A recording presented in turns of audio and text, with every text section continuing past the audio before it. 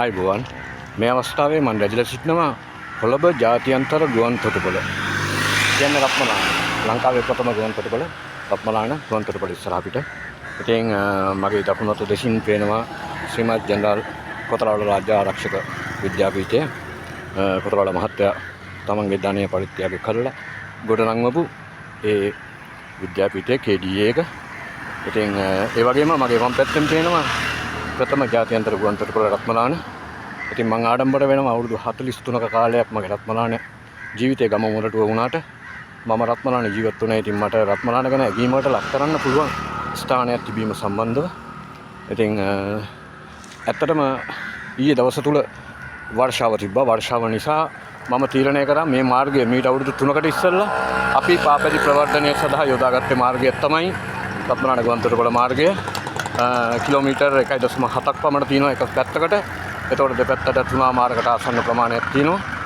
ඉතින් අපි මේ පාර මාත් එක්ක ප්‍රමුඛව ඒ පාරේ ගිය අය තමයි මේ වෙලාවේ නම් වශයෙන්ම සඳහන් කරන්න ඕන. ඒගොල්ලෝ ස්තුතියක් වශයෙන් රෂෙන් පුතා ඒ වගේම ප්‍රියන්තත් පුතෙක් වෙන්නේ.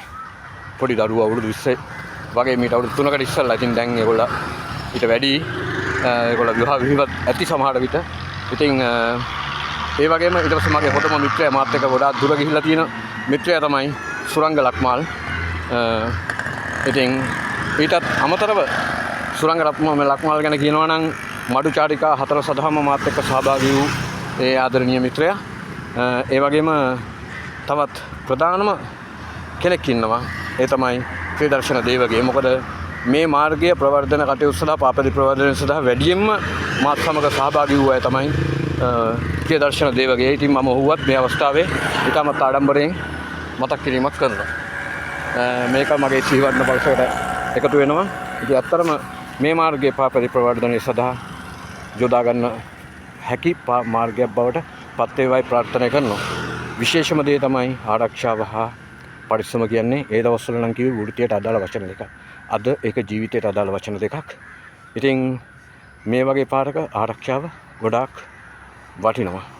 ඒ වගේම කරදියාන වේරායට පාර බෙල්ලන්විල ට්‍රැක් එක ගොඩක් වටිනවා. නමුත් ඒ ඔක්කොටම වඩා වටිනවා මේ රත්මලාන ගුවන් තොටුපළ පාර. හොඳයි, ස්තුතියි.